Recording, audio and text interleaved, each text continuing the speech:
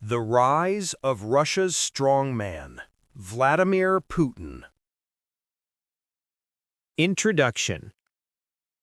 Every generation produces leaders who shaped the destiny of nations, some through vision, others through fear. Vladimir Putin has been called both a savior and a tyrant. For more than 2 decades, his shadow has loomed over Russia and over the world. He has faced presidents, prime ministers, and monarchs, and outlasted most of them. But how did a boy born into poverty in a ruined Soviet city climb to become one of the most powerful, feared, and controversial figures of our time? This is the journey of Vladimir Putin, a journey of secrecy, ambition, survival, and power. Early life and childhood. Vladimir Vladimirovich Putin was born on October 7, 1952, in Leningrad, today known as St. Petersburg. It was a city still scarred by the brutal siege of Leningrad during World War II, where over 1 million people perished from starvation and bombardment. His father, Vladimir Spiridonovich, had fought in the war, suffering severe injuries. His mother, Maria, barely survived the siege itself. The Putins lived in a communal apartment, a single room shared with other families. Privacy was non-existent. Children played in stairwells. Quarrels with neighbors were frequent. Young Vladimir was small, often bullied, but quick to fight back. He found an outlet in martial arts, practicing judo and sambo with fierce dedication. Teachers described him as stubborn, hot-tempered, but disciplined when focused. Unlike other boys, Putin dreamed not of becoming a soldier or athlete, but a spy. He admired Soviet intelligence agents portrayed in films. He once said, "Even as a boy, I knew I wanted to work in intelligence. It was like a calling." His childhood, shaped by poverty, discipline, and the desire to rise above, would stay with him for life. Education and entry into the KGB. After finishing school, Putin studied law at Leningrad State University. Reserved but ambitious, he specialized in international law. It was here that the KGB spotted him. In 1975, shortly after graduation, he joined the organization that embodied the Soviet Union's Iron Fist. His career began modestly, working in counterintelligence, monitoring foreigners, guarding state secrets, and ensuring loyalty to the Communist Party. By the mid-1980s, Putin was sent abroad, to Dresden, East Germany. There, behind a quiet facade of a cultural attaché, he lived the double life of a spy. Fluent in German, he recruited informants and reported on Western activities. But history was changing fast. In 1989, as the Berlin Wall fell, crowds stormed KGB buildings in Dresden. Putin later described how he tried to protect the office. When he called Moscow for instructions, there was silence. No orders, no guidance. This, he said, was the moment he realized the Soviet Union was collapsing. The empire he had sworn to serve was crumbling, and nobody was in control. For Putin, this chaos left a deep scar. He later said, "The collapse of the Soviet Union was the greatest geopolitical catastrophe of the century." Political rise in St. Petersburg. Back in Russia, Putin retired from the KGB, but carried its discipline, secrecy, and methods with him. The Soviet Union was disintegrating, the economy collapsed, crime exploded, and corruption became a way of life. In 1990, Putin began working for the reformist mayor of St. Petersburg, Anatoly Sobchak. Sobchak was a Democrat, a teacher, and a man of ideas. Putin became his right-hand man, managing foreign investments and business deals. It was during these years that Putin honed the skills of loyalty, discretion, and quiet influence. He rarely sought the spotlight. Instead, he made himself useful, an operator who got things done. He built a reputation, not flashy, not charismatic, but reliable, a man who never betrayed his boss. In a system riddled with betrayal, that loyalty made him invaluable. Colleagues would later say, Putin was invisible, but always in control. You only noticed him when he had already decided the outcome. This ability to work in the shadows, quietly climbing the ladder, became his trademark. Move to Moscow and rise to power. In 1996, Sobchak lost his re-election bid. Putin, loyal to the end, resigned. But soon, new doors opened. He was invited to Moscow to work in President Boris Yeltsin's administration. From there, his rise was astonishingly fast. Deputy Chief of Staff, head of the FSB, and finally, in August 1999, Yeltsin named him Prime Minister of Russia. Most Russians barely knew him. He was a quiet bureaucrat, a former spy with little political experience. But within months, Putin became a household name. When apartment bombings struck Russian cities in 1999, killing hundreds, Putin responded with uncompromising toughness. He blamed Chechen terrorists and launched a devastating war in Chechnya. His approval ratings skyrocketed. Then, on December 31, 1999, Yeltsin shocked the world.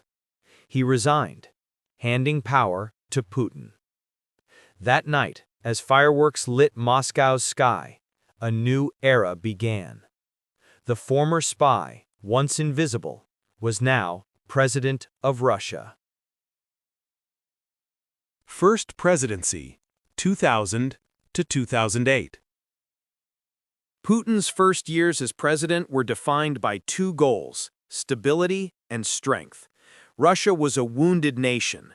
The 1990s had been chaotic: economic collapse, unpaid salaries, rising crime. Putin promised to restore order. He targeted the oligarchs, those billionaires who had plundered Russia during privatization. Some fled abroad. Others, like Mikhail Khodorkovsky, were arrested. Independent television channels critical of the Kremlin were brought under state control. Dissenting voices grew quieter. Meanwhile, the economy boomed, fueled by rising oil and gas prices. Russians saw wages rise, pensions return, and prosperity grow. For many, Putin was a savior. But his methods were ruthless. In Chechnya, he crushed separatists with overwhelming force. Cities like Grozny were reduced to rubble. Tens of thousands died. Putin's image was carefully crafted. He was seen riding horses bare-chested, practicing judo, flying jets. A man of action, a man of strength, a symbol of Russia's revival. By 2004, he was re-elected with overwhelming support. In the eyes of millions, Putin was not just a politician, he was the embodiment of a strong Russia, rising from its knees. Prime Minister years, 2008 to 2012. By 2008, the Constitution barred Putin from a third consecutive term. His ally, Dmitry Medvedev, ran for president and won. Putin became prime minister, but few doubted who held real power. During these years, Russia faced new challenges: war with Georgia in 2008, rising tensions with the West, and economic shifts. Yet Putin remained the central figure. The arrangement was called a tandemocracy. Medvedev was the face, but Putin was the force.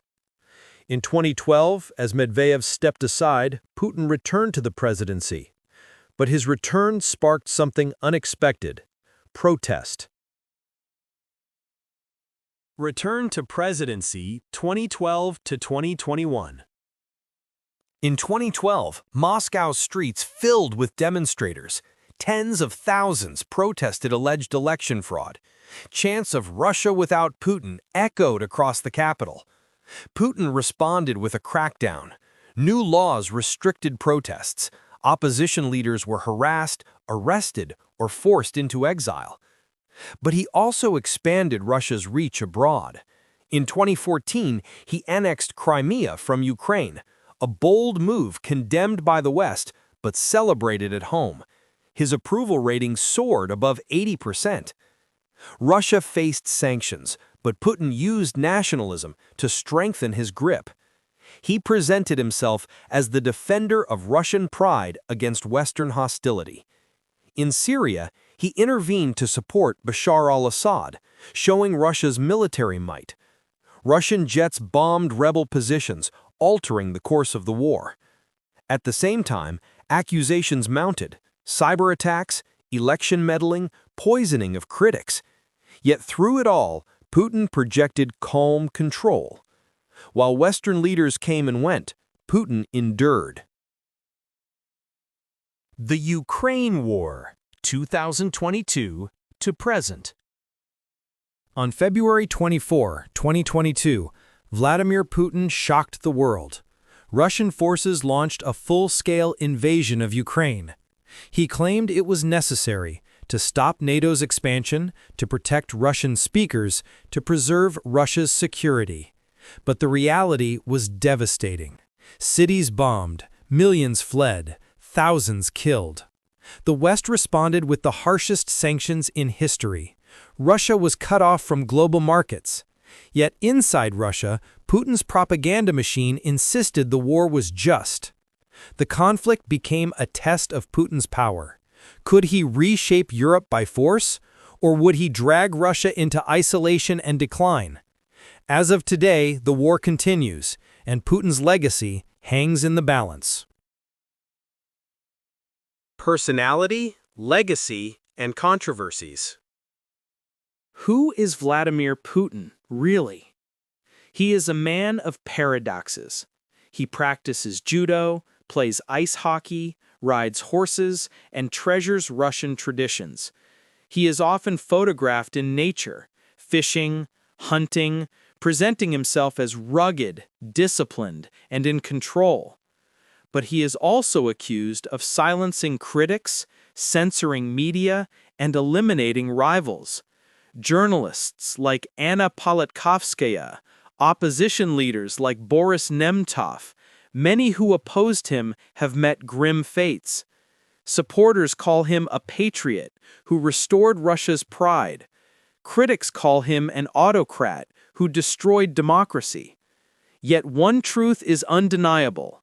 Putin has shaped the 21st century more than most leaders. His rule has altered Russia, Europe, and global politics. Conclusion.